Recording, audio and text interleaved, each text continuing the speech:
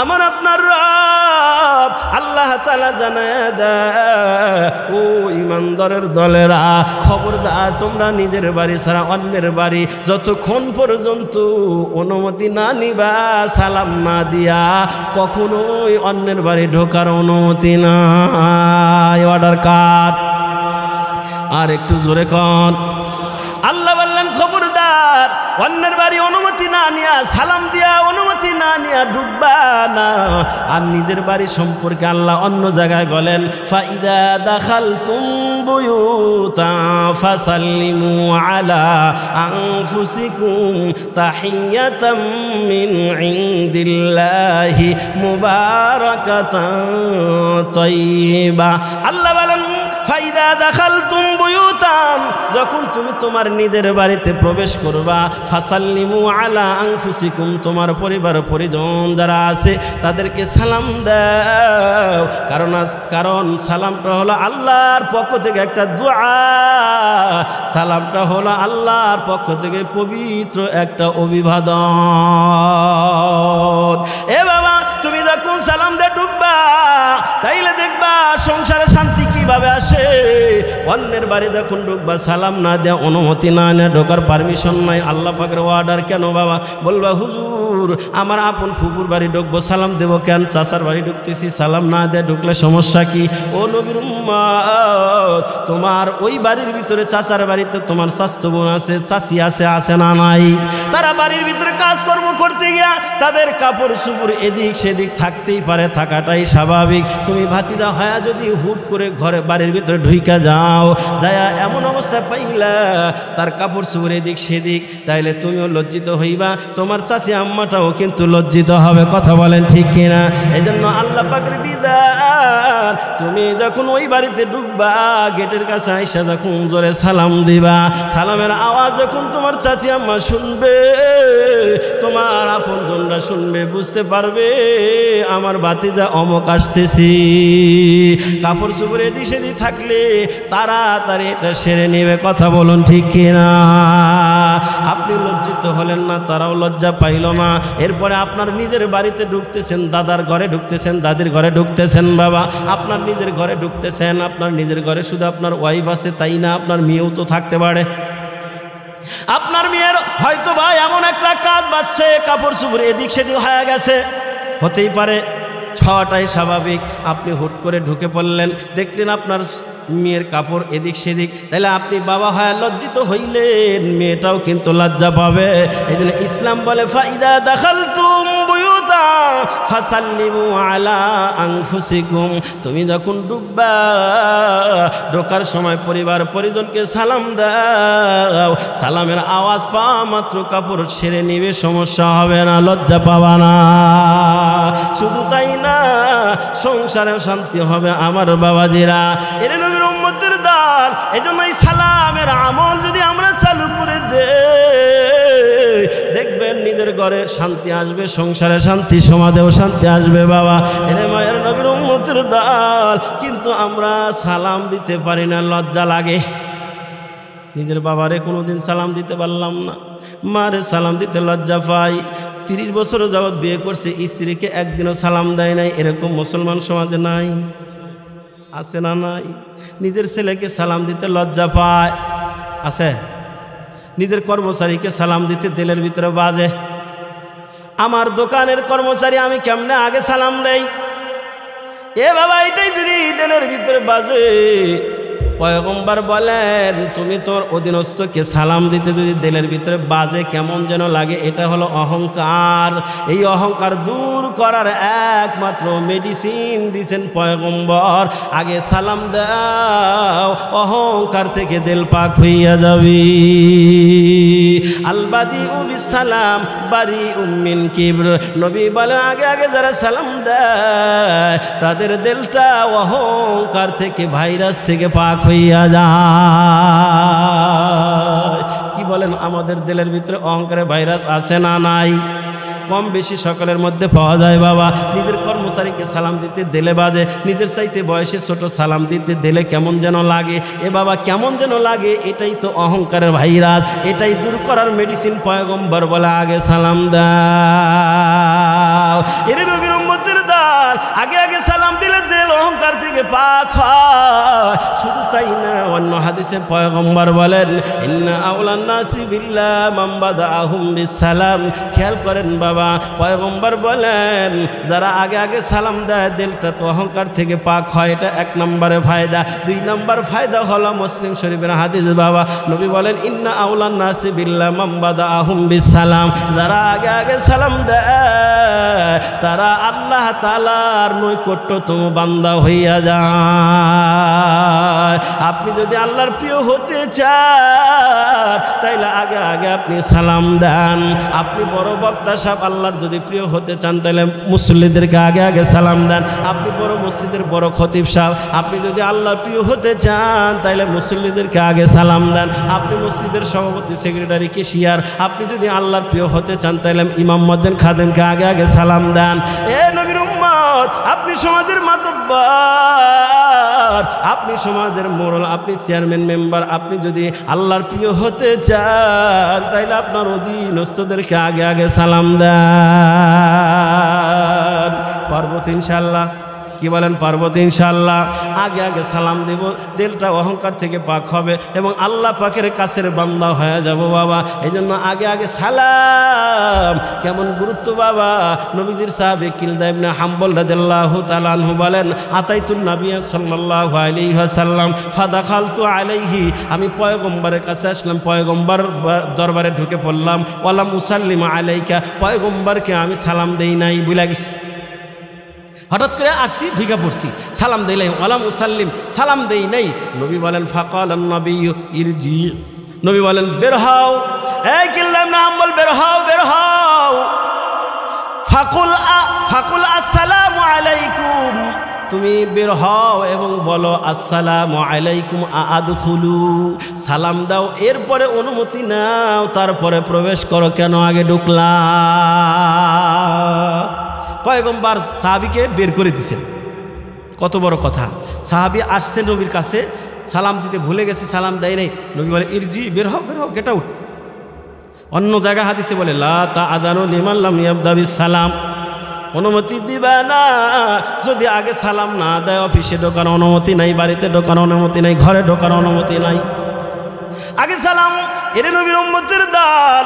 পয়গম্বরের সাহাবী বলেন আমাকে বের করে দেওয়া হলো, আমি বের হইলাম, এরপরে আসসালামু আলাইকুম আদখুলু, অনুমতি নেয়া, এরপরে প্রবেশ করলাম। এরপরে নবীজির সাহাবী হযরত আনাস রাদিয়াল্লাহু তাআলা আনহু বলেন, অনেকের কাছে মনে হয় খারাপ লাগতেছে, খালি হাদিস শোনাইতেছি তো, মজার বয়ান আসতেছে, একটু দিব, দেরি করেন, একটু ওয়েট করেন। পয়গম্বরের সাহাবী হযরত আনাস রাদিয়াল্লাহু তাআলা আনহু বলেন ইনি এমন একজন সাহাবী যিনি পয়গম্বরের 10 বছর খেদমত করছে। সুবহানাল্লাহ। জোরে এই 10টা বছরের ভিতরে পয়গম্বর কোনোদিন বলেন নাই আনাস তুমি এটা করলা কেন, অথবা এটা করলা না কেন। 10 বছরে একদিনে একবারও বলেন না। তার মানে কেমন চৌকান্ন ছিল, কেমন খেদমত করছে। 10টা বছরে একটা দিনও নবী বললেন এই আনাস তুমি এটা করলা কেন, অথবা এটা করলা না কেন, এই কথা রাসূল বলেন নাই। এত সুন্দরভাবে খেদমত করছে। কয় বছর বলেন না? 10 বছর। 10 বছর খেদমত করতে যায় আর রবির সাথে অবশ্যই ভালো একটা আন্ডারস্ট্যান্ড হয়েছে, ভালো সম্পর্ক। তো সম্পর্কের ভিত্তিতেই তিনি একদিন নবীজিকে বলতেছেন, ওগো পয়গম্বর আইয়াশফা আলী ইয়াউমাল কিয়ামা, ওগো পয়গম্বর আপনার সাথে আমার এত সুসম্পর্ক, দয়া করে কিয়ামতের ময়দানে আমার জন্য একটু সুপারিশ কইরেন। মহাব্বতের তাকাদা, মহাব্বতের তাড়নায় সাহাবী বলেন পয়গম্বর কিয়ামতের ময়দানে আমার জন্য একটু সুপারিশ করবেন। নবী বলেন আনা ফাইলুন, অবশ্যই তোর জন্য আমি সুপারিশ করব। এরপরে আনাস রাদিয়াল্লাহু তাআলা আনহু বলেন ইয়া রাসূলুল্লাহ আইনা আতলুবুগা, কিয়ামতের ময়দানে আমি আপনাকে কোথায় খুঁজে পাবো, কোথায় আপনাকে তালাশ করব। পয়গম্বর বলেন ইয়া হে আনাস ফাতলুবনি আউয়ালা মা তাতলুবনি আলা সিরাত, হে আনাস কিয়ামতের ময়দানে তুমি আমাকে সর্বপ্রথম খুঁজবা পুলসিরাতের পার। আনাস বলেন আমি বললাম ফা ইনলাম আলকাকা আলাস সিরাত, ওগো পয়গম্বর পুলসিরাতের পারে যদি আপনাকে খুঁজে না পাই কোথায় আপনাকে খুঁজব? পয়গম্বর বলেন উতুলুবনি ইনদাল মিজান, এরে আনাস পুলসিরাতের পারে যদি আমাকে খুঁজে না পাও তাইলে আমাকে খুঁজবা মিজানের পাল্লার কাছে। আনাস বলে আমি বললাম কুলতু ফাইলাম আলকাকা, ও পয়গম্বর আপনাকে যদি ওই সেম মিজানের পাল্লার কাছে খুঁজে না পাই কোথায় খুঁজব? নবী বলেন উতলুবনি ইনদাল হাউজে, ওরে আনাস তাইলে আমাকে খুঁজবা হাউজে কাউসারের কাছে। ফাইন্নি, এরপরে নবী বলেন ফাইন্নি লা উখতিউ হাযিহি সালাসাল মাওয়াতিন, এরে আনাস এই তিন জায়গা হতে আমাকে অনুপস্থিত পাইবা না, অর্থাৎ এই তিন জায়গার যে কোনো জায়গা আমাকে খুঁজে পাইবাই, হয়তো আমাকে পুলসিরাতের পার, নয়তো মিজানের পাল্লার কাছে, নয়তো হাউজে কাউসারের কাছে। তার মানে পয়গম্বর বুঝাইতে চায় কিয়ামতের ময়দানে আমার আপনার নবী উম্মতের মায়া কত দৌড়াদৌড়ি করবে বাবা, ছোটাছুটি করবে, চিন্তা করবে আমার না জানি কোনো উম্মত পুলসিরাত পার হইয়া কাটা পইরা জাহান্নামে পড়ে যায় কিনা, এই জন্য দৌড়াবে পুলসিরাতের পার। আবার ওখান থেকে মনে চাইবে না জানি আমার কোনো উম্মতের নেকির পাল্লা হালকা হয়া বদির পাল্লা ভারী হয়ে যায় কিনা, ওখান থেকে পয়গম্বর আবার দৌড়াবে আমার মিজানের পাল্লার কাছে যেখানে নেকি বদি মাফা হয়। এর নবীর উম্মতের দান ওই জায়গায় যাওয়ার পর পয়গম্বর চিন্তা করবে না জানি আমার কোনো উম্মত তৃষ্ণার্ত অবস্থায় ছটফট করতেছে কিনা। পয়গম্বর ওখান থেকে দৌড়ায়া আবার হাউজে কাউসারের কাছে যাবে উম্মতকে পানি পান করার জন্য বাবা। এইভাবে পয়গম্বর হাসরের ময়দানের গলাকাটা মুরগির মতো ছটফট করতে থাকবে বাবা। আমাদের দেশের নেতা নেত্রীর মতো ওই ছায়ার ভিতরে বসে থাকবে না, কর্মচারী লাগায়া দিয়া পয়গম্বর নিজে দৌড়াবে পুলসিরাতের পার, আবার দৌড়াবে মিজানের পাল্লার কাছে, আবার দৌড়াবে হাউজে কাউসারের কাছে। আমার বাবাজিরা ওই মায়ার নবীর সুন্নাত, আগে আগে সালাম দেওয়া ওই নবীর সুন্নত। নবীর বিবিরা বলেন আমরা ঘরের দরজার পাশে পালা থাকতাম যে নবীকে আগে সালাম দেব, চিন্তা করতাম এই তো আসতেছে আর একটু আসুক, আসার পরে নবীকে আগে সালাম দিয়ে দিব, আর একটু আসুক, এরকম করে আমরা দেখতাম আমরা সালাম দেওয়ার আগে পয়গম্বর সালাম দিয়ে ফেলতেন। এরা নবীর উম্মতের দাল তো পয়গম্বর বিবিদেরকে আগে সালাম দিতেন, বিবিরা কখনো নবীকে আগে সালাম দিতে পারে নাই। একটা প্রতিযোগিতা হইতো মনে মনে যে আগে আগে সালাম দিব, কিন্তু দিতে পারে নাই। স্বামী মোহাম্মদ রাসূলুল্লাহ আগে দেয়া দিত। এ বাবা তুমি আর আমি কেমন স্বামী হইলাম, স্ত্রীকে কোনোদিন আগে সালাম দিতে পারলাম না। স্ত্রী হইছে ওরকম ডিশ মার্কা, ডিশ মার্কা বোঝেন?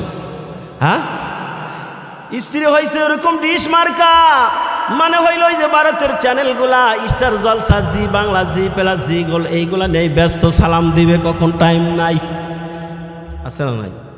আর আমাদের মায়েরা তো ওই চ্যানেলগুলা, ভারতের চ্যানেলগুলা, যদিও ভারত আমাদের চিরশত্রু, কথা বলেন ঠিক কিনা, ওই ভারতের ৭০টা চ্যানেল আমাদের দেশে চলে, আমাদের একটা চ্যানেলও কিন্তু ভারতে চলে না। ওই ভারতের চ্যানেলগুলোর ভিতরে সবচেয়ে জনপ্রিয় স্টার জলসা, জি বাংলা, জি প্লাস, জি গোল্ড, আরও কিছু আছে। এগুলা থেকে আমাদের মেয়েরা, আমাদের বোনেরা ওই রাত 12টা পর্যন্ত মাগরিব থেকে নেই একের পর এক এই রিমোটটা হাতে নিয়ে সিরিয়াল মেনটেন করতে থাকে, সিরিয়ালের পর্ব নাটক দেখতে থাকে। এগুলার এত নিশা, কেমন নিশা, কোনো কারণে হয়তো আত্মীয় আসছে, রাতের বেলা রান্না করে খাওয়াইতে গিয়া 8:30টার পর্বটা আর দেখতে পারে নাই, ওইটা আবার পরের দিন সকালবেলা 10টার সময় কাজা তোলে।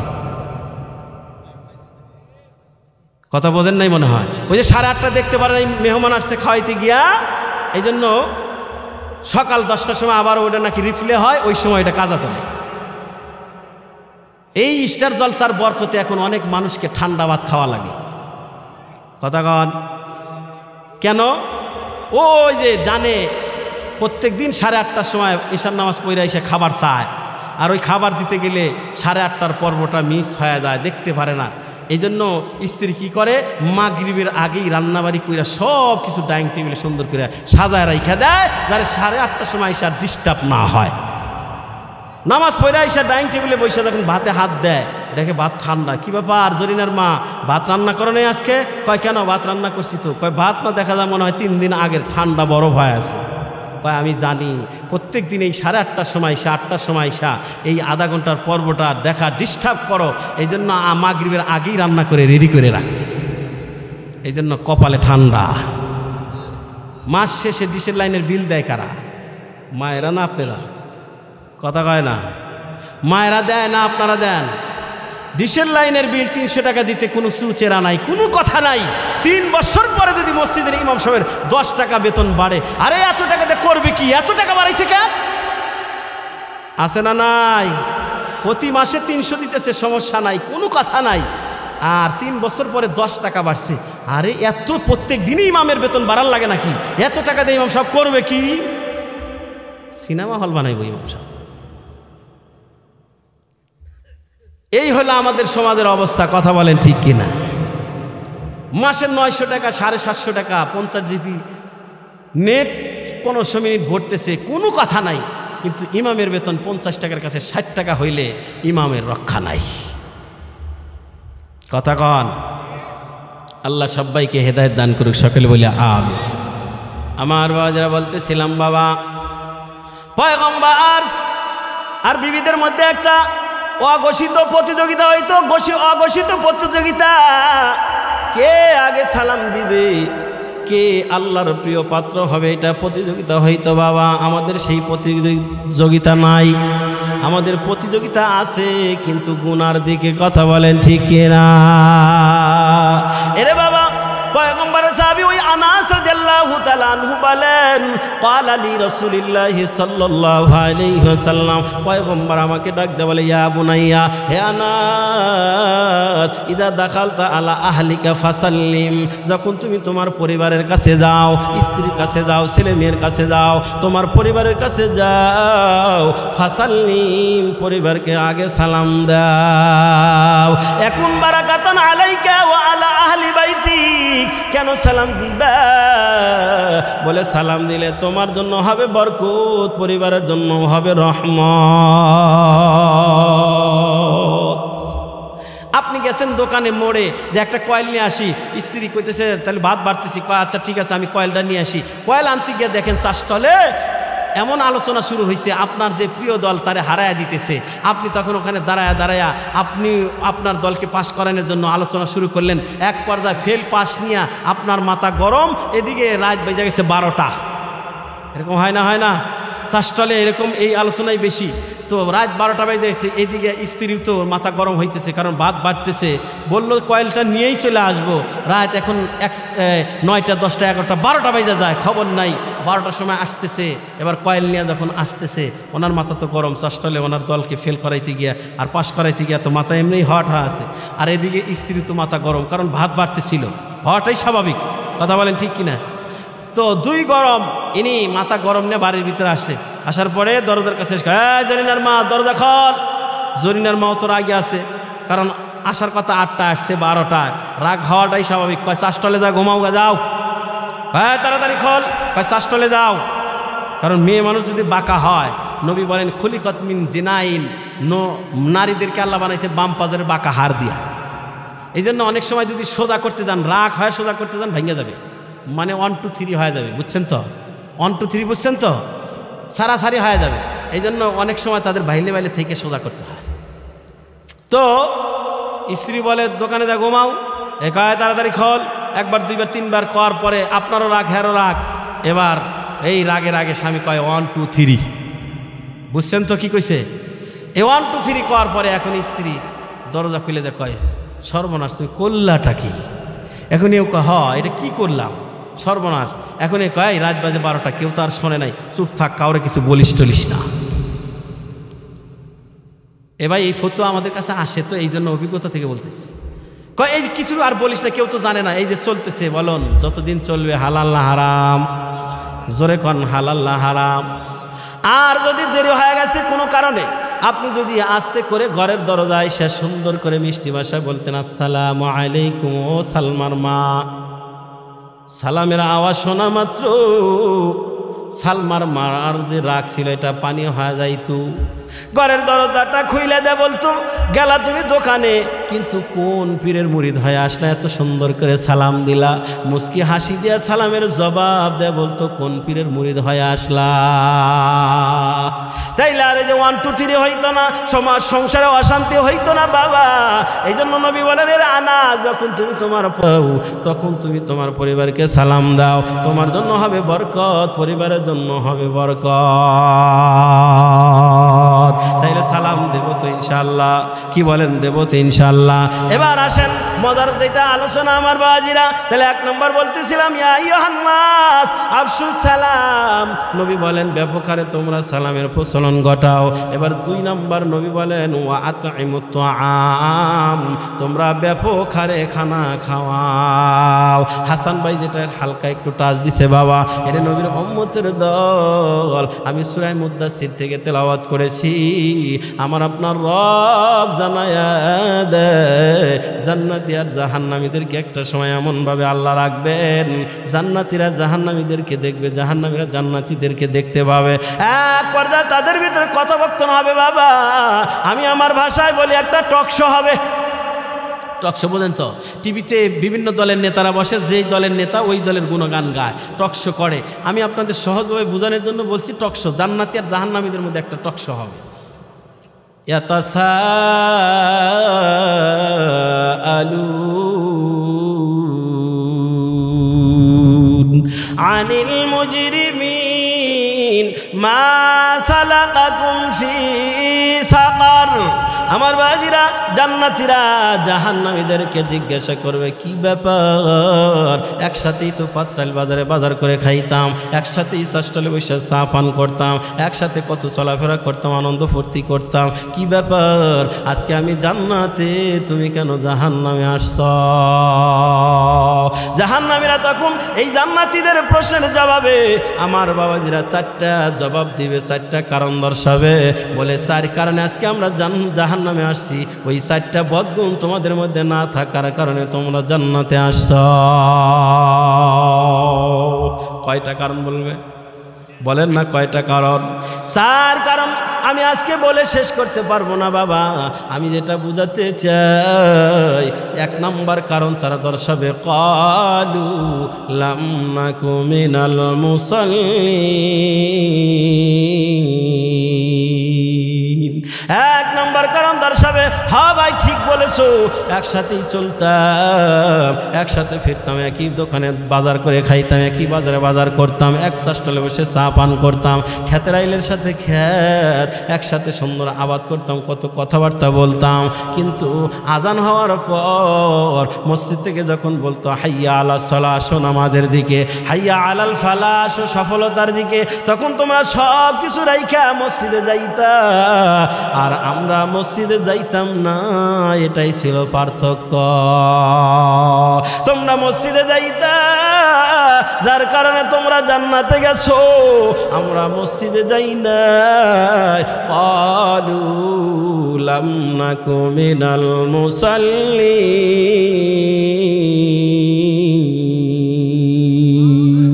তারা বলবে আমরা মুসল্লি ছিলাম না, নামাজ পড়ি নাই।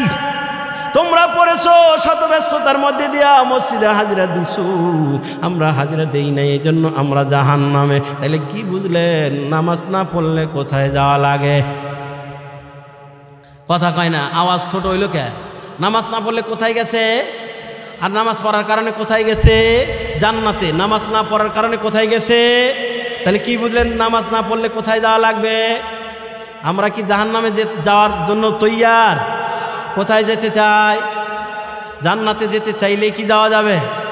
তাইলে দৈনিক 5 বার আল্লাহর দরবারে হাজিরা দেওয়া লাগবে। রাজি আছেন তো ইনশাআল্লাহ? কি বলেন, রাজি আছেন তো ইনশাআল্লাহ? কে কে রাজি আছেন হাত আল্লাহরে দেখান। লিল্লাহে তাকবীর। আয় আল্লাহ সবাইকে হেদায়েত দিয়ে, পরিপূর্ণভাবে হেদায়েত দিয়ে 5 ওয়াক্ত নামাজওয়ালা হিসেবে কবুল করে নাও, জোরে বলে আমিন। তাইলে 1 নম্বর নিয়ে আমার আলোচনা না, আমার 2 নম্বর নিয়ে আলোচনা। 2 নম্বর কারণ, তাহলে 1 নম্বর কারণ হলো নামাজ না পড়ার কারণে জাহান্নামে আসছে। 2 নম্বর কারণ দর্শাবে জাহান্নামীরা, একটু খেয়াল করেন। তারা বলবে ক্বালু লাম নাকু মিনাল মুসাল্লিন ওয়া লাম নাকু নুতঈমুল মিসকিন।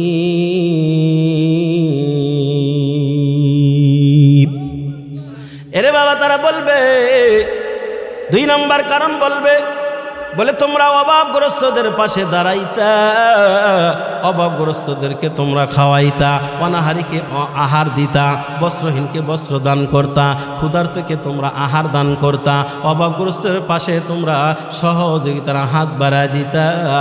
আর আমরা অভাবগ্রস্তদের খাওয়াই নাই, তাদের পাশে দাঁড়াই নাই, যার কারণে আমরা জাহান্নামে আসছি। আমার বাজারে কি বুঝলেন তাইলে? অভাবগ্রস্তের পাশে যদি না দাঁড়ানো যায়, আমার বাজারে ক্ষুধার্তদেরকে যদি না খাওয়ানো যায়, তাইলে আল্লাহর ঘোষণা অনুযায়ী সূরা মুদ্দাসির খুলে দেখবেন বাবা, তাইলে জাহান্নামের আগুনে যাওয়া লাগবে। এর নবীর উম্মতের দল, পয়গম্বর একটা হাদিস বলেছেন রে বাবা, কত কঠিন হাদিস বাবা, একটু খেয়াল করেন। নবী বলে লাইসাল মুমিনু বিল্লাযী ইয়াশবাউ ওয়া জারুহু জাইউন ইলা জামবিহি। পয়গম্বর বলেন আমার বাবাজিরা, ওই ব্যক্তি মুমিন নয়। খেয়াল করেন, নবী বলেন ওই ব্যক্তি মুমিন নয় যেই ব্যক্তি উদর পূর্তি করে খায় অথচ তার প্রতিবেশী ক্ষুধার্ত থেকে যায়। কথাটা বোঝেন নাই? ভালো করে বোঝেন, কত বড় কথা ওইটা, কত কথার যে আপনার হালাল টাকা দিয়ে বাজার করে আপনি হালাল খাবার খায় পেট ভরে খাইলেন। নবী বলে এরপরেও তুমি মুমিন হতে পারবা না যদি তোমার প্রতিবেশী না খায় থাকে। কথাটা কিন্তু কঠিন। আপনার হালাল টাকা দিয়ে বাজার করে আপনি পেট ভরে খাবেন, নবী বলে তাও তুমি মুমিন হতে পারবা না যদি প্রতিবেশী না খায় থাকে। সহিহ হাদিস। প্রতিবেশী যদি অন্য ধর্মের লোকও হয়, নবী বলেন যদি তারা ক্ষুধার্ত থাকে, অভাবগ্রস্ত হয়, তাহলে তোমার খোঁজ খবর নেওয়া লাগবে। তোমাকে আল্লাহ সম্পদ দিছে, সমর্থ দিছে, প্রতিবেশীর সমর্থ নাই, তারা না খায়া থাকে, আর তুমি পোলাও রোস্ট বিরিয়ানি খায়া আসুদা করে নাক দেখে ঘুম পারো খায়া দেয়া, নবী বলে তুমি মুমিন হতে পারো নাই। কথাটা কিন্তু কঠিন, সহজভাবে নিয়েন না। কারণ আপনার হালাল টাকা দিয়ে আপনি খাবেন পেট ভরে, তারপরেও আপনি মুমিন হতে পারবেন না যদি প্রতিবেশী এরকম থাকে। এই জন্য বাবা, যাদেরকে আল্লাহ সম্পদ দিছে তাদের উপরে এটা দায়িত্ব আমার বাবা, প্রতিবেশী আপনজনের ভিতরে, প্রতিবেশীর ভিতরে এরকম গরিব আছে কিনা খোঁজ খবর নেওয়া দরকার। খোঁজ খবর নিয়া তাদের পাশে সহযোগিতার হাত বাড়া দেওয়া দরকার রে বাবা। যদি না দাঁড় সমর্থ থাকার পরেও যদি আপনি তাদের পাশে না দাঁড়ান রে বাবা, তাহলে ওয়ালাম নাকু নুতঈমুল মিসকিন। আল্লাহু আকবার। আল্লাহ পাকের ঘোষণা অনুযায়ী আপনি যদি তাদের পাশে না দাঁড়ান, তাইলে আপনি পরিপূর্ণ ইমানদার হতে পারবেন না, আপনাকে জাহান্নামে যাওয়া লাগবে রে বাবা। এই জন্য আমার বাবাজিরা, এই যে আশেপাশে যদি গরিব এরকম থেকে থাকে রে বাবা, এমন আছে আপনি শীতের পোশাক মাসে মাসে নতুন নতুন শীতের পোশাক কিনতেছেন, নতুন নতুন আপডেট আসতেছে, আপনি সেটা ক্রয় করেন বাবা। অথচ প্রতিবেশী এমন আছে 4টা-5টা ছেলে মেয়ে থাকার কারণে সে একটা চাদর কেনার সমর্থ তার হয় না। কারণ রিক্সা চালক মানুষ যা কামাই করে ছেলে মেয়ের পিছনে বাজার করতেই ফুরায় যায়, একটা চাদর পর্যন্ত কিনতে পারে না বাবা। এই চাদরের অভাবে শেষ রাত্রিতে সে নামাজে যাইতে পারে না, মসজিদে যাইতে পারে না ঠান্ডার কারণে। আর আপনি প্রত্যেক মাসে মাসে নতুন নতুন শীতের আপডেট কাপড় বের হয়, আপনি ক্রয় করেন বাবা। আপনি 1 মাসে না কিনা আপনি যদি একটা চাদর কিনা ওই গরিব মানুষের হাতে তুলে দেন বাবা, এই যে চাদর দিলাম, চাদরটা গায়ে দেয় তুমি মসজিদে ফজরের নামাজ পড়তে যাইবা। এর নবীর উম্মতের দল, আপনি যদি এরকম গরিবের হাতে তুলে দেন, আমার আপনার রব জানায়া দেয় ওয়া ইতঈমুনা আত-তাআমা আলা হুব্বিহি মিসকিনাও ওয়া ইয়াতীমাও ওয়া আসীরা। এর নবীর উম্মতের দল আমার আল্লাহ বলেন ওয়া ইতঈমুনা আত-তাআমা আলা হুব্বিহি আই হুব্বিল্লাহ, আল্লাহর মহব্বতে কেউ যদি গরিবদেরকে খাওয়ায় রে বাবা, অভাবগ্রস্তদের পাশে দাঁড়ায় রে বাবা, ক্ষুধার্তদেরকে আহার দেয়, বস্ত্রহীনকে বস্ত্র দান করে বাবা, এর নবীর উম্মতের দল আল্লাহ তাআলা ওই বান্দার উপরে খুশি হইয়া যায়। এর বাবা এরকম যদি থাকে, প্রতিবেশী বাবা নাই, এতিম বাচ্চা, তারা ঈদের ভিতরে নতুন জামা কাপড় কিনতে পারে না, তুমি তো তোমার ছেলের জন্য মাসে মাসে নতুন নতুন কাপড় কিনে দাও রে বাবা। এর নবীর উম্মতের দল ওই প্রতিবেশী গরিব মানুষের বাচ্চারাকে যদি দু একটা কাপড় কিনে দিতে পারো, এমন যদি হয় আপনি বাজার থেকে আসার সময় নিজের ছেলে মেয়ের জন্য আপেল, কমলা, বেদানা, বেয়াতি নিয়ে আসতেছেন, আপনি ওই বেয়াতি আইনা যখন আপনার সন্তানের হাতে দিবেন বাবা, ওই আপেলটা নিয়ে আপনার সন্তান যখন প্রতিবেশী ওই ইয়াতিমের বাচ্চার সাথে খেলতে যাবে, ওই ইয়াতিমের বাচ্চা যখন দেখে আপনার সন্তানের হাতের ভিতরে আপেল বা কমলা দেখার পর ওই ইয়াতিমের বাচ্চা দৌড়ায়া আমার কাছে যায়, বলে মা আমারে আপেল কিনে দেন, আপেল না জানি কত মজা। মা তখন বলে বাবা তোদের খাবারই তো জোগাইতে পারি না বাবা, তোদেরকে আপেল আমি কেমনে খাওয়াবো, বড় হ, কামাই করে তোরা অনেক খাইতে পারবি। এই ছোট বাচ্চা কি আর এই বুঝ নিবে রে বাবা, বুঝতে নেবে না। আপনি ওই সময় যদি পারেন আপনার সন্তানের জন্য যখন বেয়াতি বা মজা কিনে নিয়ে আসবেন, ওই সময় আলাদা 10 টাকা 20 টাকার মজা যদি আলাদা কিনা বাড়িতে আসার পর ওই ইয়াতিমের বাচ্চাকে ডাক দেয় না, যদি হাতে উঠে দেন, আমার আল্লাহ আপনার উপরে খুশি হইয়া যায়। শুধু তাই না, পয়গম্বর হাদিসে বলেন আফসালুস সাদাকা আন তাশবাআ কাবিদান জাইআন, মায়ার নবী বলেন আপনি ইয়াতিমকে দিলেন মানে, অভাবগ্রস্তকে খাওয়াইলেন মানে আপনি দানের মধ্যে উত্তম দানের নেকি পাওয়া গেলেন। আর এই হাদিসে নবী তো বললেন ইয়া আইয়ুহান নাস আফশুস সালাম ওয়া আতঈমুত তাআম, যখন তুমি ওই ইয়াতিমকে খাওয়াইবা নবী বলেন তাদখুলুল জান্নাতা বিসালাম, তোমার জন্য জান্নাতের দরজা খোলা, তুমি নিরাপদে সোজা জান্নাতে চলে যাইবা। এরে বাবা, কিতাবের নাম কুদরতের কারিশমা, যুগে যুগে আল্লাহের সাহায্যের নমুনা। এই বইখানার ভিতরে একটা ঘটনা বর্ণনা করা হয় বাবা, ছোট করে বলবো বুঝানোর জন্য। এরে নবীর উম্মতের দল সমরকন্দে বসবাস করত রসুলের একজন বংশধর, সৈয়দ জাতি রসুলের বংশধর। আল্লাহর বান্দির চারটা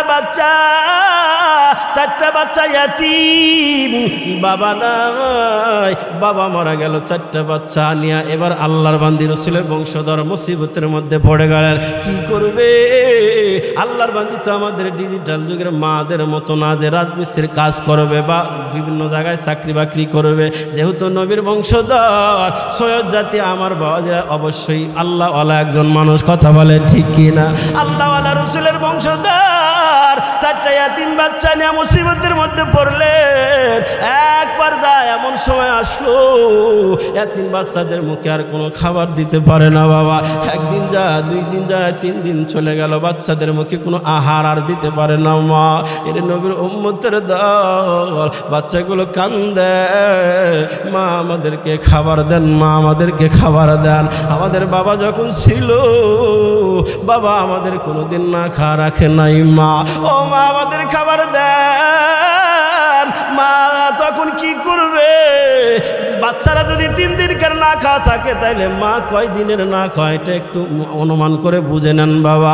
এই যে যারা চুল পাকা দাড়ি পাকা মুরব্বী আপনারাই সাক্ষী দিতে পারবেন বাবা, আপনারা যখন ছোট ছিলেন বাবার জায়গা জমি কম ছিল না, কিন্তু 3 বেলা গরম ভাত কপালে অনেকের জুটতো না, কথা বলেন ঠিক কিনা রে বাবা? অনেক সময় মা এমন করতো পান্তা ভাতগুলো বেছে বেছে মা ওই ভাতগুলো সন্তানের সামনে দিত, আর ওই মা পান্তা ভাতের পানিটুকু চুমুক দেখা সারাদিন পার করে দিত। আপনার বাবা ওই আমন ধান বা আউশ ধান কেটে আনতো, সারাদিন ভর মা জনম দুঃখী মা দেখিতে বাড়াবাই না ওই আমন ধান বা আউশ ধান বাইনা বাইনা কিছু চাউল বাইর করতো, সন্ধ্যার সময় রান্না করে আবার সকলের সামনে ভাত দিতে দিতে দিতে দিতে দেখা যাইতো ওই মার কপালে পোড়া চাষি ভাত অনেক সময় জুড়ত না। কথা বলেন ঠিক কিনা? এমন সময় গেছে রে বাবা, তাইলে 3 দিন যদি না খাওয়া থাকে সন্তান এতিমগুলো, তাইলে মা কয়দিনকার ভোকা এবার বুঝে নেন বাবা। ওই মা ও আজকে 7 দিন যাবত দানার সাথে দেখা নাই রে বাবা। ওই মা ও কান্দে, বাচ্চাগুলোও কান্দে, বাচ্চাগুলো বলে মা আমাদেরকে খাবার দেন। এবার নবীর বংশধর সৈয়দ জাতি মা ডাক দা বলে বাবা আমি তোমাদেরকে কেমনে খাবার দিব, খাবার তো আমার কাছে নাই, তবে বাবা চলো সমরকন্দের প্রতিনিধি বাদশাহ হলো একজন মুসলমান, ওনার কাছে যদি যায়, যদি আমাদের হালাত পেশ করি মনে হয় তোমাদের থাকা খাওয়ার ব্যবস্থা হয়তো বা করবে, যেহেতু তিনি মুসলমান। এই বাচ্চাগুলো কিরকম বুঝ দিলেন, বুঝ দিয়া ইয়াতিম বাচ্চাগুলোকে নিয়ে আবার আস্তে আস্তে করে সমরকন্দের বাদশার বাড়িতে চলে গেলেন বাবা। বাদশার বাড়ি যাওয়ার পর মা এবার ওই বাদশাকে সালাম দিয়া দরবারে যখন প্রবেশ করলেন, দরবারে প্রবেশ করার পর রসুলের বংশধর সৈয়দ জাতি আল্লাহর বান্দি বিধবা নারী ডাক দেয় বলে বাবা এই যে 4টা আমার বাচ্চা এরা বড় ইয়াতীম, আজকে 4 দিনকার বুকা না খাওয়া, ওদের সামনে আমি কোনো খাবার দিতে পারি না, আমি মা 7 দিনকার বুকা, শরীর বড় দুর্বল। ও বাচ্চা নামদার আমার ইয়াতীম বাচ্চাদের মুখের দিকে তাকায় যদি একটু থাকা খাওয়ার ব্যবস্থা করতেন তাইলে আমি খুশি হইতাম। আমার মন বলে আমার রাসূল আপনার উপরে খুশি হইত, কারণ আমি দুনিয়ার সাধারণ কোনো বংশের নারী নয়, আমি হইলাম রাসূলের বংশধর সৈয়দ জাতি। আমার এই বাচ্চাগুলোকে একটু যদি খাওয়ার রাসূলের বংশধর এই ইজ্জতে যদি থাকা খাওয়ার ব্যবস্থা করেন আমার মন বলে নবী আপনার উপরে খুশি হয়ে যাবে। এই কথাটা বলার পর এবার ওই সমরকন্দের বাদশা ডাক দেয় বলে ও আল্লাহর বান্দি তুমি যে বললা রাসূলের বংশধর সৈয়দ জাতি, এর পিছনে কোনো দলিল প্রমাণ সার্টিফিকেট তোমার আছে নাকি দাও। আল্লাহর বান্দি বলে না বাবা না, আমি রাসূলের বংশধর, আমার মুখের কথা বিশ্বাস করে নাও, এটার সনদ আমার মুখস্থ নাই, কোনো দলিল প্রমাণ আমার কাছে নাই, আমার মুখের কথা তুমি বিশ্বাস করে নাও বাবা। আর তোমার রাষ্ট্রেরই তো আমরা নাগরিক, আমার এতিম বাচ্চাগুলোর দিকে একটু তাকাও, এই বাচ্চাগুলো না খাওয়া একটু যদি ব্যবস্থা করো তোমার জন্য দোয়া করব। অনুনয় বিনয় করে বললেন কিন্তু মুসলমান বাদশা দিলটা এত শক্ত, চোখের পানি তার দিল আমার নরম হলো না। ওই মুসলমান বাদশা ডাক ডাক কয় ও আল্লাহর বান্দি যদি রাসূলের বংশধর দাবি করলা এটার সনদ যদি বলতে না পারো, সার্টিফিকেট যদি না দেখাইতে পারো, আমি তোমার থাকা খাওয়ার ব্যবস্থা করব না, বরং তাড়াতাড়ি আমার দরবার থেকে বের হয়ে যাও। বের যদি না হও আমি কর্মচারী দিয়া কিন্তু তোমাকে ঘাড় ধাক্কা দা বের করে দিব। খারাপ ব্যবহার করলেন বাবা। এক পর্যায়ে ওই ইয়াতীম বাচ্চাগুলো নিয়ে বাদশার দরবার থেকে বের হয়ে যায়, আর ওই বাচ্চাগুলো কান্দে আর বলে তুমি না বলছিলা বাদশার দরবারে গিয়ে আমাদেরকে খাবার দিবা।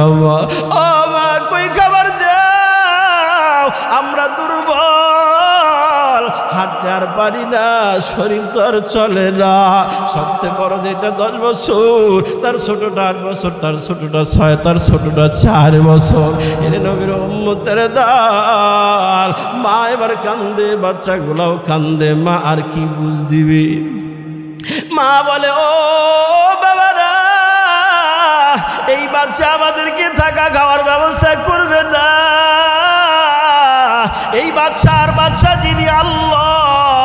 ওই আল্লাহর উপরে তাওয়াক্কুল কর, ওই আল্লাহর কাছে চাও, আল্লাহ মুহূর্তের মধ্যে রিজিকের ব্যবস্থা করতে পারে বাবা। এই বাবা ছোট ছোট বাচ্চারা হাঁটতে পারে না, শরীর দুর্বল, হামাগুড়ি দেয়, মা কয়টা দৌড়বে, মার শরীরটাও তো বড় দুর্বল। আমার ভাইরা মা কান্দে, বাচ্চাগুলোও কান্দে, এক পর্যায়ে ছোট বাচ্চারা কান্না করে ডাক দেয়, বলে আল্লাহ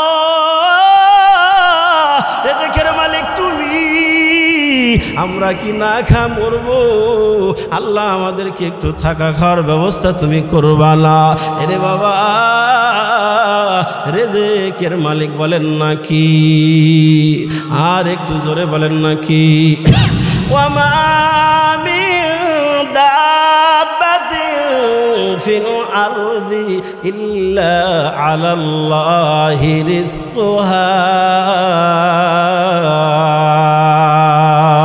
गर तवाकुल मी कुडी हर सुबह शाम मेरा सानत रिज़्क़े तू अदला मक़ाम सिस्ते दुनिया आज खुदा गाफिल बुदान नए कमाशा नक़रहा फरज़िंदे जान।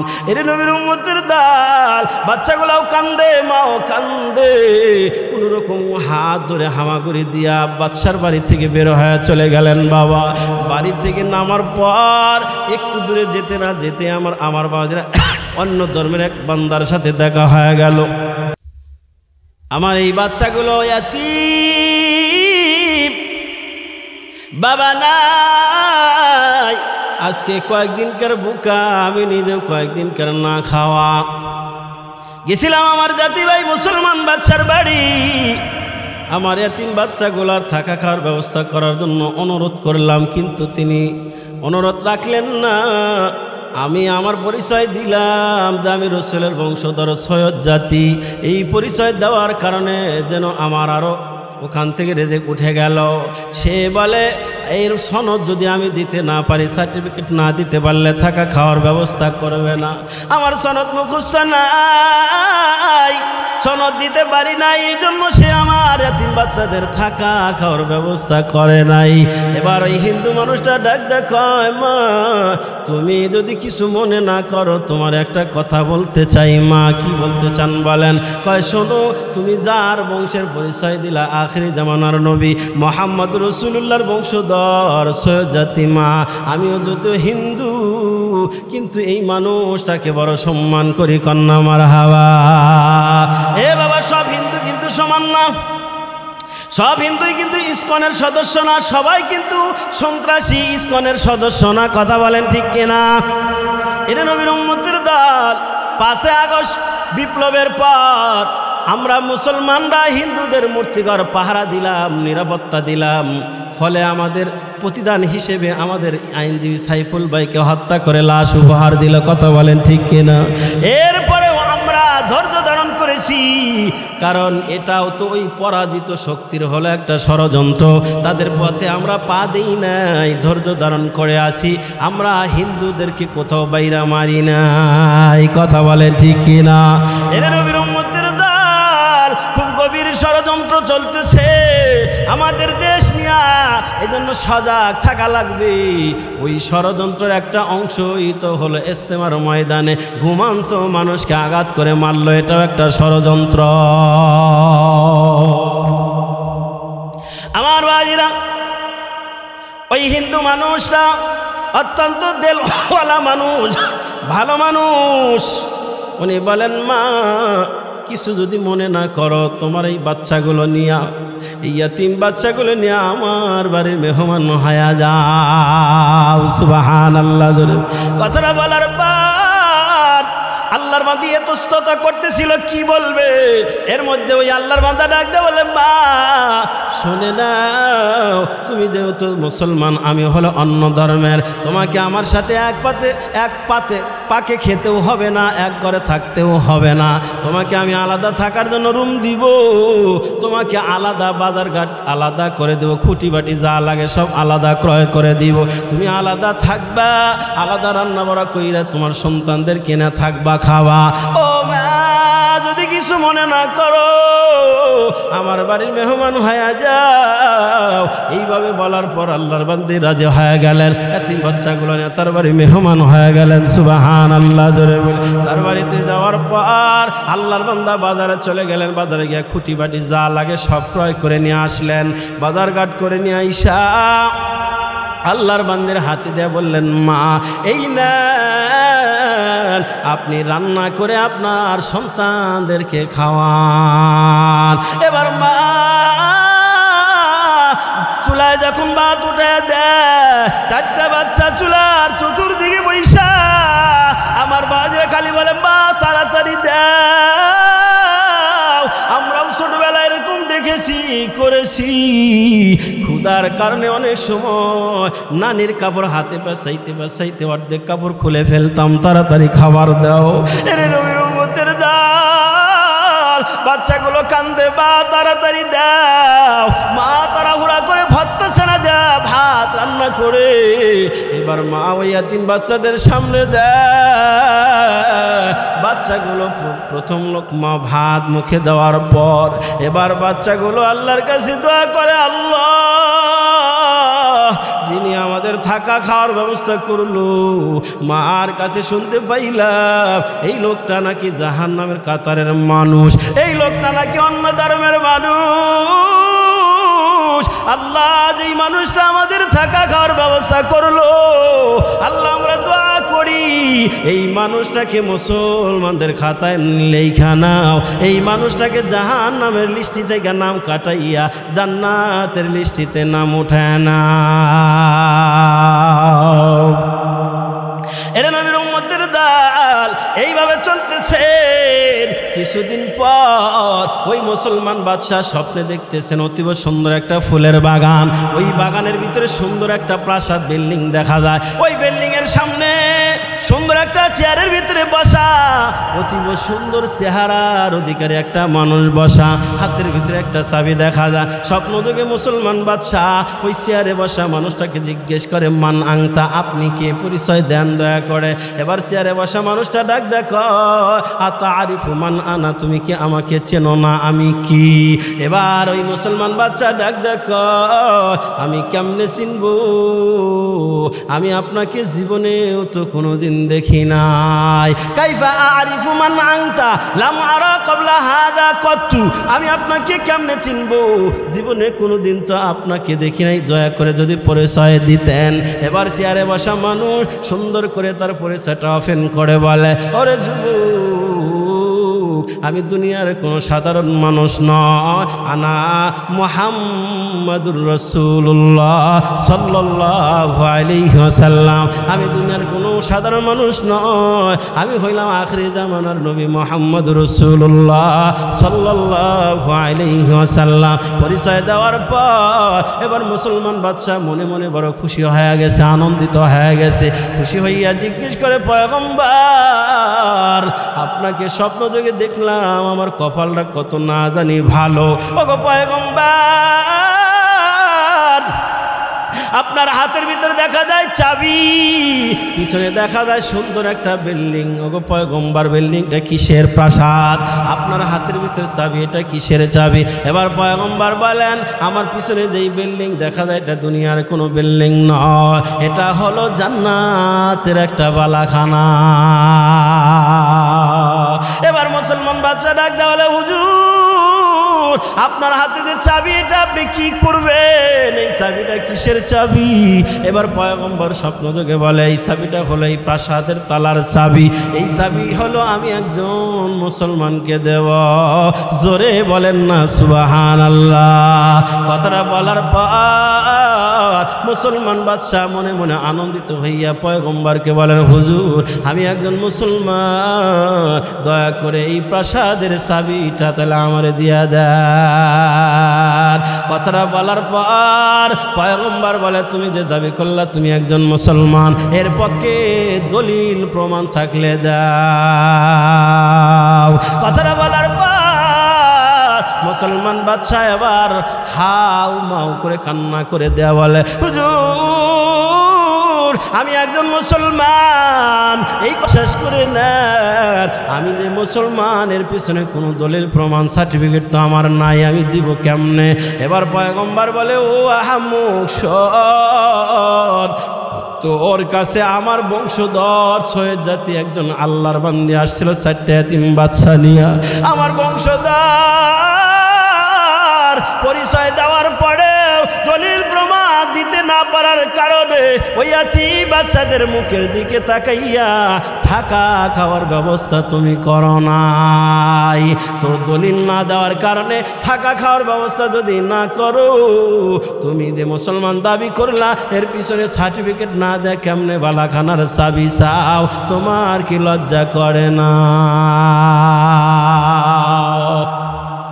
পয়গম্বর কথাটা বলার পর ঘুম ভেঙে গেল। সকালবেলা এবার ওই মুসলমান বাচ্চা হায় হায় করলাম, কেন হইল কি? পায়াদন হারাইলাম, আসছিল কপালে রাখতে পারলাম না, কেমনে আমার বাবা হতভম্ব হয়ে গেছে, পাগলের মতো হয়ে গেছে বাবা, চুলগুলো উস্কো খুস্কো হয়ে গেছে এবং পাগলের মতো বের হয়ে গেছে। নবী আমার উপরে নারাজ, তার মানে আমার জন্য জান্নাত আর হবে না, জাহান্নামে যাওয়া লাগবে। এর নবীর উম্মতের দল মুসলমান বাচ্চা বড় পেরেশান, হায় রে হারা পায়াদন যা হারাইলাম, আফসোস করতেছে আর পাগলের মতো ঘুরতেছে। হাঁটতে হাঁটতে বাবা ওই হিন্দু মানুষটার সাথে দেখা, ওই মানুষটা ডাক দেওয়া বলে, বাচ্চা নামদার, কি ব্যাপার আপনার চেহারার ভিতরে এত মালিন্যতার ছাপ কেন, পেরেশানি ভাব কেন, কি হয়েছে আপনার? এবার মুসলমান বাচ্চা ডাক দেখ, ভাই তোর কাছে বলেই বা লাভ কিরে ভাই, একটা মুসিবতের মধ্যে পড়েছি। বলে কি মুসিবত বলেন? ভাই মুসিবতটা হলে এই অল্প কয়েকদিন পূর্বে রসুলের বংশধর সমরকন্দে এক বিধবা নারী 4টা এতিম বাচ্চা নিয়ে আমার বাড়ি মেহমান হয়েছিল, পরিচয় দিয়েছিল রসুলের বংশধর সৈয়দ জাতি। আমি বলেছিলাম এর পিছনে যদি দলিল প্রমাণ সার্টিফিকেট সনদ না বলতে পারে থাকা খাওয়ার ব্যবস্থা করব না, বাড়ি থেকে বের করে দিছিলাম। আমি ওই আল্লাহর বান্দি ওই 4টা এতিম বাচ্চাদের খোঁজে বের হয়ে গেছি। এবার ওই হিন্দু মানুষটা ডাক দেয়, কয় ভাই ওই মানুষগুলাকে তোমার আর খোঁজা লাগবে না, ওই মানুষগুলা রসুলের বংশধর সৈয়দ জাতি আল্লাহর বান্দি এতিম বাচ্চাগুলো আমার বাড়ির মেহমান। কথাটা বলার পর মুসলমান বাচ্চা একটু হলেও খুশি হয়, কয় ভাই যান আমি তোমার 1000 স্বর্ণ মুদ্রা উপঢৌকন দিব, দয়া করে ওই রসুলের বংশধর এতিম বাচ্চাগুলো আমার বাড়ির মেহমান বানায় দাও। কথাটা বলার পর ওই মানুষটা কয়, না না, তোমার 1000 স্বর্ণ মুদ্রার বিনিময় আমি কি রসুলের দেওয়া ওই জান্নাতের বালাখানার চাবি বিক্রি করব নাকি? সুবহানাল্লাহ জোরে বল। এর নবীর উম্মতের দল কেমনে রসুল তাকে ওই বালাখানার চাবি দিল? তিনি এক পর্যায়ে বলতেছিল, ও মুসলমান বাদশা শুনে নাও, তুমি যেমন পয়গম্বরকে স্বপ্নে দেখেছো, আল্লাহ পাকের রসুলও স্বপ্ন যোগে আমার সাথে দেখা করছে। রসুল আমার সাথে দেখা কইরা বলে, হুজুর, রসুল আমাকে বলে, ও আল্লাহর বান্দা, তুই আমার নাম শোনার পর, আমার বংশধর পরিচয় দেওয়ার পর আমার এই ইয়াতিম বাচ্চাগুলো, আমার ইয়াতিম উম্মতকে তুই সম্মান করছো, থাকা খাওয়ার ব্যবস্থা করছো, আমার বংশধরকে থাকা খাওয়ার ব্যবস্থা করছো, এই জন্য আমি তোর উপরে বড় খুশি। আমি খুশি হইয়া তোর কাছে একটা উপঢৌকন নিয়ে আসছি রে বান্দা। ও বান্দা,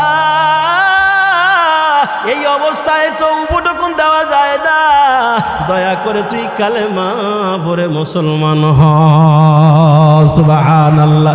কালেমার দাওয়াত দিলেন। তিনি বলেন, ও বাচ্চা নামদার, পয়গম্বর স্বপ্ন যোগে আমারে মধুর কালেমা পড়ায় মুসলমান বানায়া পয়গম্বর ওই জান্নাতের বালাখানার চাবি আমারে দিছি। শুধু তাই না, তিনি বলেন, ও বাচ্চা নামদার, ওই ছোট ছোট বাচ্চাগুলো প্রায়গুলাই হাফেজে কোরআন। ওই ইয়াতিম বাচ্চাগুলো আমার বাড়ি থাকে আর খায় আর ঘুম পারে না। আমি দেখেছি ওই বাচ্চাগুলো কোরআন তেলাওয়াত করে, শেষ রাতে উইঠা তাহাজ্জুদের নামাজে কোরআন পড়ে, তাহাজ্জুদের নামাজ পড়ে পড়ে তারা দোয়া করে। আল্লাহ যেই পরিবার আমাদের থাকা খাওয়ার ব্যবস্থা করলো, আল্লাহ এদের নাম লিস্টি হলো জাহান্নামের কাতারে, আল্লাহ জান্নাতের কাতারে নামগুলা উঠে নাও। এই বাচ্চাগুলার দোয়ার বরকতে এখন আমার গোটা পরিবারের সকল সদস্যরা কালেমা পড়ে মুসলমান।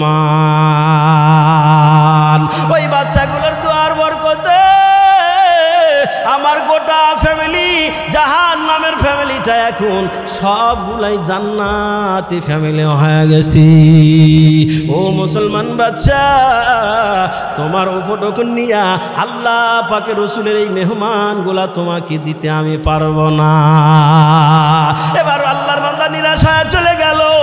এরে বাবার লম্বা না, আমি এই ঘটনাটা বলে আমি আপনাদের কাছ থেকে একটা রেজাল্ট নিতে চাই। সেটা হলো এই, একজন মুসলমান হওয়ার পরে ইয়াতিমদের থাকা খাওয়ার ব্যবস্থা না করার কারণে কিন্তু কপালে জান্নাত নাই। কথা বলে ঠিক কিনা?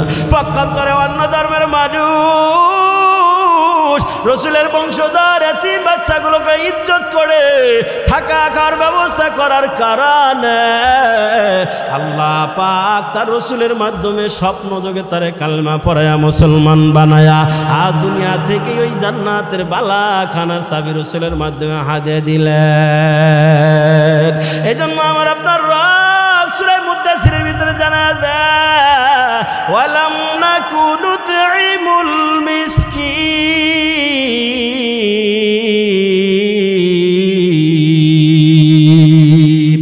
ওই জাহান্নামীরা জান্নাতীদের প্রশ্নের জবাবে বলবে, তোমরা অভাবগ্রস্তদেরকে খাওয়াইতা, ইয়াতিমদের পাশে দাঁড়াইতা, অভাবগ্রস্তদের পাশে দাঁড়াইতা। অনেক সময় স্টেশনে এরকম হাত বাড়া দেখো, একটা পারোটি কিনে দেন, আমরা অনেকে ধমক লাগায় দেই। এ বাবা, ধমক দেওয়ার অনুমতি নাই। আল্লাহ বলেন, ওয়া আম্মাস সাইলা ফালা তানহার, খবরদার সাইলকে ধমক দেওয়ার অনুমতি নাই। মনে যদি না চায়, ভালো যদি না লাগে, ভালো কথা দিয়ে বিদায় দাও, না দিলা কিন্তু ধমক দিতে পারবা না। এটা কার অর্ডার? আল্লাহ পাকের অর্ডার। এই জন্য অনেক সময় পাগলেরা খাবার চায়। আল্লাহর মাখলুক হিসেবে যদি ওই পাগলকে একটা পারোটি কিনে দেন, খাওয়ান রে বাবা, ওই পাগলটা তোমার আমার কাছে পাগল হতে পারে, কিন্তু বানাইছে তো আমার আল্লাহ। আল্লাহ যতগুলা মাখলুক বানাইছে, আল্লাহর কাছে সবগুলা মাখলুকই প্রিয়। কথা বলেন ঠিক কিনা? একটা বাবার যদি 5টা সন্তান হয়, মনে করেন 5 নাম্বারটা হয়েছে প্রতিবন্ধী, হাত একটা এইদিকে, বামটা এইদিকে, চোখগুলা একটা এরকম আর একটা ওইরকম, পা দুইটা এরকম, এক কথায় প্রতিবন্ধী। বলুন তো বাবা আর মা ওই প্রতিবন্ধীটাকে ভালোবাসবে না বাসবে না? অনেক সময় তোমার আমার কাছে খারাপ লাগতে পারে, দেখতে যেমন নাক দিয়ে হিট পড়তেছে, কেমনে চুমা খায়, এরকম আমরা করি না অনেক সময়? দেখতে বদসুরত, নাক দিয়ে হিট পড়ে, আবার চুমা খায় কিভাবে? ও ভাই, তোমার কাছে খারাপ লাগতে পারে, কিন্তু ওর পেট থেকে বের হয়েছে তো ওর কাছে বড় ভালো, এই জন্য ওই কালো শীত পড়ে এরপরে চুমা খায় মা। কথা বলেন ঠিক কিনা? কারণ ওর কাছে ভালো, কারণ ওর পেট থেকে হয়েছে, এই জন্য ওর কাছে যেমন ভালো। প্রত্যেকটা মাখলুক আল্লাহ বানাইছেন, সবগুলা মাখলুক আল্লাহর কাছে প্রিয়। পাগল তোমার কাছে হতে পারে, এই জন্য আল্লাহ তো পাগলটা তো আল্লাহই বানাইছে, সেই হিসেবে আল্লাহর মাখলুক হিসেবে যদি কেউ ভালোবাসেন, খাওয়ান, তাহলে আল্লাহ খুশি হয়। নবী বলে, তোমাকে উত্তম দানের নেকি আল্লাহ আমলনামা দিয়ে দেয়। শুধু তাই না বাবা, 2টা হাদিস শোনায় শেষ দিব বাবা। শুধু তাই না, ওদিক দিয়ে তবারক মনে হয় রেডি হয়ে আসছে, আমার বাবা 2টা হাদিস শোনাবো, হাদিস শোনায় শেষ দিব রে বাবা। যে কোনো প্রাণী, শুধু মানুষ জাতি নয়, যে কোনো প্রাণীকেই যদি, ক্ষুধার্ত প্রাণীকে যদি তৃপ্তি ভরে খাওয়ান রে বাবা, আসুদা ভরে খাওয়ান, আল্লাহ তাআলা উত্তম দানের নেকি দেয়। পরিশেষে আপনি নিরাপদে জান্নাতের মালিকানা পাওয়া যাবেন। এক কথা, আপনার বাড়িতে গৃহপালিত গবাদি পশু, হাঁস মুরগি বেড়া দুম্বা গরু, এগুলাওকে যদি পেট ভরে খাওয়ান রে বাবা, তাও আপনি নেকি পাবেন। সুবহানাল্লাহ বলেন না? বলবেন হুজুর নতুন কথা শুনলাম, কত জীবন গরু ছাগল পাললাম, কত খাওয়াইলাম, এটাকে খাওয়াইলে আবার নেকি হয় নাকি? হ বাবা হয়। নবীজির হাদিস শুনলেই বুঝতে পারবেন। পয়গম্বর বলেন, আল্লাহর একজন বান্দা জঙ্গলের পাশ দিয়ে যাইতেছিল, খুব তৃষ্ণা লেগে গেল, পানি খুঁজতেছিল, হঠাৎ করে দেখে একটা কুয়ার ভিতরে নেমে পড়লেন। নেমে আসুদা ভরে পানি পান করে কুয়া থেকে বের হয়ে চলে আসলেন। কুয়া থেকে বের হয়ে দেখে একটা কুকুর জিহ্বাটা বের করে হাঁফাইতেছেন। আমারও তৃষ্ণা লাগছে, কাদামাটি চাটতেছে। লোকটা বুঝতে পারলো আমার যেমন তৃষ্ণা লেগেছে, এই কুকুরেরও তেমন তৃষ্ণা লেগেছে। আল্লাহর বান্দা আবার কুয়ার ভিতরে নামলেন, পা থেকে চামড়ার মোজা খুইলা পানি ভরপুর কইরা দাঁত দিয়ে কামড়ে ধরে কুয়া থেকে বের হয়ে চলে আসলেন। বের হয়া এরপরে ওই মোজার পানিটুকু তৃষ্ণার্ত কুকুরের মুখে ঢাইলা দেয়। নবী বলেন, ফলে আল্লাহ তাআলা ওই বান্দার গুনাহ আল্লাহ মাফ করে দেয়।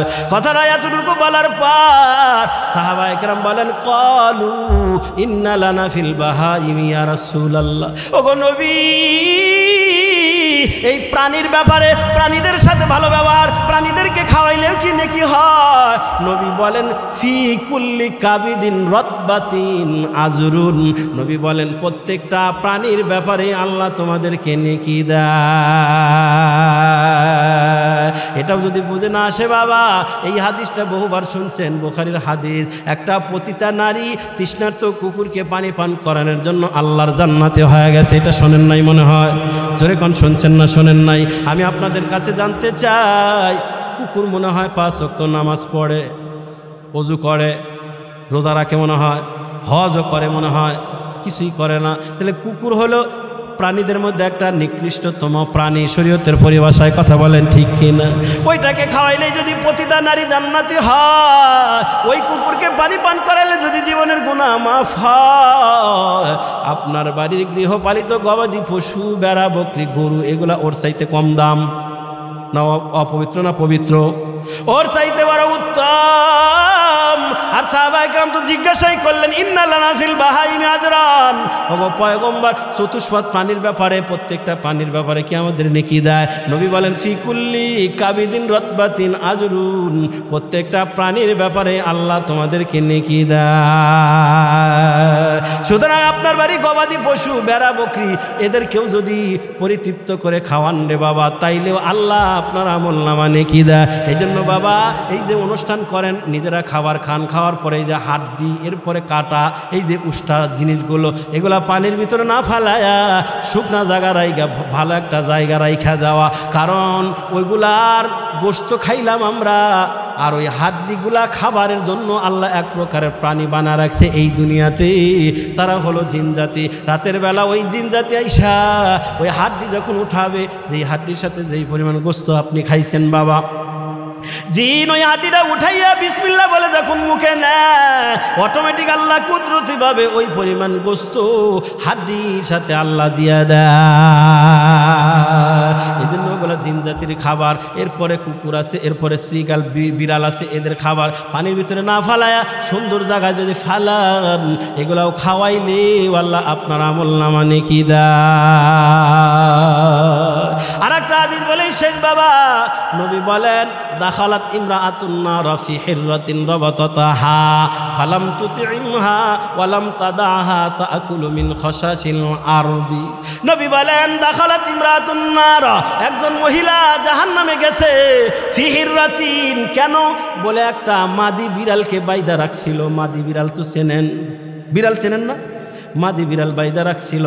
ফালাম তুতাইমহা, আল্লাহর বান্দি নিজে খাবার দেয় নাই, মনের বলে দেয় নাই, অথবা ইচ্ছা করেই দেয় নাই। ওয়ালাম তাদাহা তাকুলু মিন খাশাশিল আরদি, এবং বাদনটা ছেড়েও দেয় নাই, যে জমিনে বিচরণ করে পোকামাকড় খায়া জীবন বাঁচাবে, ছেড়েও দেয় নাই। হয়তো ভুলে দেয় নাই, অথবা ইচ্ছা করেই ছেড়ে দেয় নাই।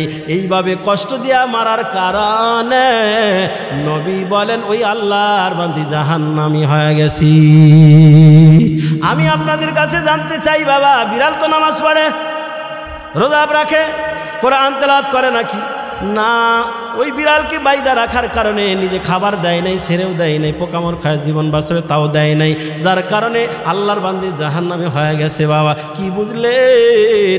এই প্রাণীগুলাকে কষ্ট দিলে যেমন আপনার শাস্তি হবে, যেমন আপনার গুনাহ হয়, এই প্রাণীগুলার সাথে যদি ভালো ব্যবহার করেন বাবা, খাওয়ান, তাইলেও আল্লাহ আপনার আমলনামা নেকি দেয়। অন্য জায়গায় হাদিসে নবী বলেন ইত্তাকিল বাহাইমা, আল্লাহ রাসূল বলেন ইত্তাকিল বাহাইমা ফি হাযিহিল মু'জামাতি, নবী বলেন বাকশক্তিহীন যেই প্রাণীগুলা কথা বলতে পারে না, এই প্রাণীদের ব্যাপারে তোমরা আল্লাহকে ভয় করো। তার মানে ফারকাবুহা সলিহাতান ওয়াতরুকুহা সলিহাতান, নবী বলেন যেই প্রাণীগুলা কথা বলতে পারে না, এই প্রাণীগুলা দিয়া কাজ নিবা ততক্ষণ, সুস্থ থাকবে যতক্ষণ, সুস্থ অবস্থায় কাজ নিবা, সুস্থ অবস্থায় ছেড়ে দেওয়া লাগবে, কাজ করাইতে করাইতে অসুস্থ বানানো যাবে না।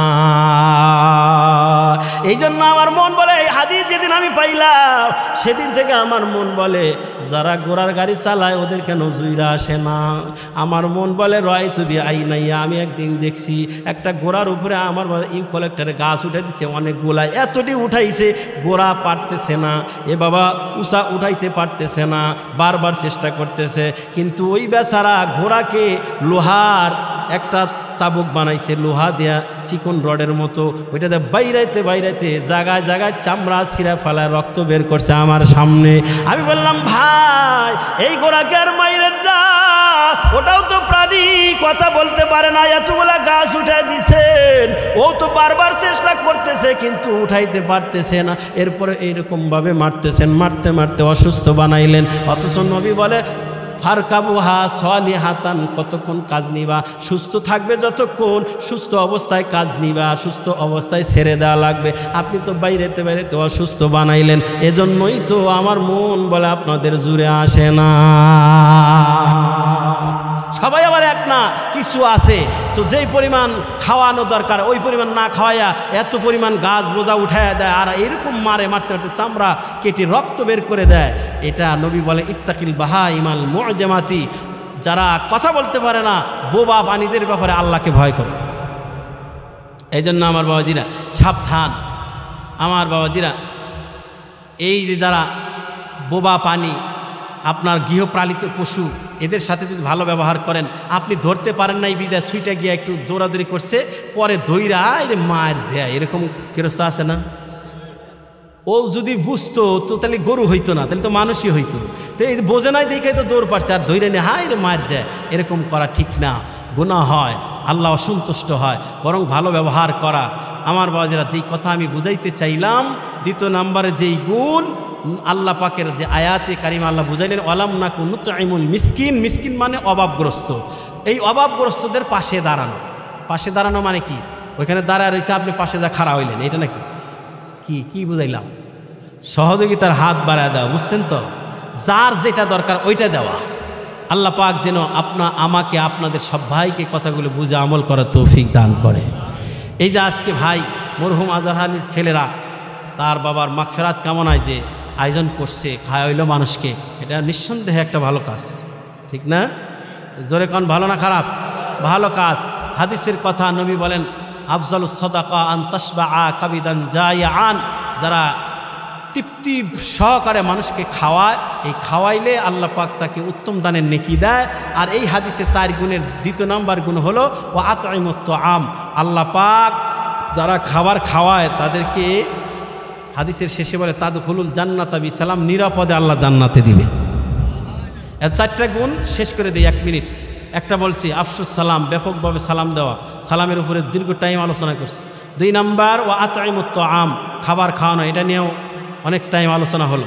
3 নাম্বার ওয়াসিলুল আরহাম, নবী বলে আত্মীয়তার বন্ধন অটুট রাখা, ছিন্ন না করা। আমরা কি করি? ফুবু যদি জমি চায়, ফুবুরে কই আর এই বাড়িতে এসো, জমি চাইছে, ফুবু কি তোমার তা চাইছে? ফুবুর জমি চাইছে, ফুবুর তা, ফুবুর বাপের তা, ওনার ওয়ারিশে এখন পাইছে, এখন ফুবুর তা। আল্লাহর কোরআনের বিধান, এখন ফুবুর জমি চাইছে দেখা সম্পর্ক বাদ আছে না নাই? ভাই বোনের সাথে সম্পর্ক বাদ, ওই যে বোনে জমি চাইছে, এই জন্য কয় তুই আর ভাই পরিচয় দিস না। কে তোমারে বাবা জন্ম দিছে, ওরে কি আর একজনে দিছে নাকি? ওরে তো বাবাই দিছে, তাহলে তুমি পাইবাতে সে পাবে না, আর সে চাইছে তুমি কও বোনের সম্পর্ক নাই, তোরে আর চিনি না। এরকম পোড়া কপালালা ভাই আছে না নাই আমাদের সমাজে? যদি থাকেন, যত বাড়ি হজ করেন, যতই নামাজ পড়েন, যত কিছু করেন, যত মাহফিল শোনেন, কাম হবে না। আগে ফুবুর সাথে মিটকাট করে আসেন, বোনের সাথে আগে মিটকাট করে আসেন। হক মাইরা যদি খান, ছলে বলে কৌশলে বোনের জমি লেখা নিছেন, বোনরে ঠকায়া, আল্লাহর কসম একবার, আল্লাহর কসম দুইবার, আল্লাহর কসম তিনবার, যতক্ষণ পর্যন্ত বোনে যদি মাফ দিল থেকে না করে, আপনি জান্নাতে যেতে পারবেন না। আর বোনে জমি চাইছে আর সম্পর্ক কাট আপ করে দাও। আর রসুল বলে সম্পর্ক কাট আপ না, কেউ যদি সম্পর্ক ছিন্ন করে দেয়, তুমি ওইটাকে জোড়া দিয়ে রাখো, অটুট রাখো। 3 নাম্বার গুণ সম্পর্ক অটুট রাখা। 4 নাম্বার গুণ নবী বলেন সল্লু বিল্লাইল ওয়ান নাসু নিয়ামুন, মানুষ যখন ঘুমে থাকে শেষ রাত্রিতে 2 রাকাত 4 রাকাত তাহাজ্জুদের অভ্যাস করো, 2 রাকাত 4 রাকাত তাহাজ্জুদের নামাজ পড়ে রবের কাছে দোয়া করো। এই 4 গুণ অর্জন করবে যারা, বেশি বেশি সালাম, বেশি বেশি খাবার খাওয়ানো, এরপরে আত্মীয়তার সম্পর্ক ছিন্ন না করে বজায় রাখা, এরপরে শেষ রাতে তাহাজ্জুদের অভ্যাস করা, 4 গুণ নিয়ে কবরে যাবে যারা, নবী বলে তাদখুলুল জান্নাতা বিসালাম, তারা নিরাপদে আল্লাহর জান্নাতে চলে যাবে। আল্লাহ যেন আমাকে আপনাদের সব ভাইকে কথাগুলো বুঝে আমল করার তৌফিক দান করে, সকলে বলে আমিন।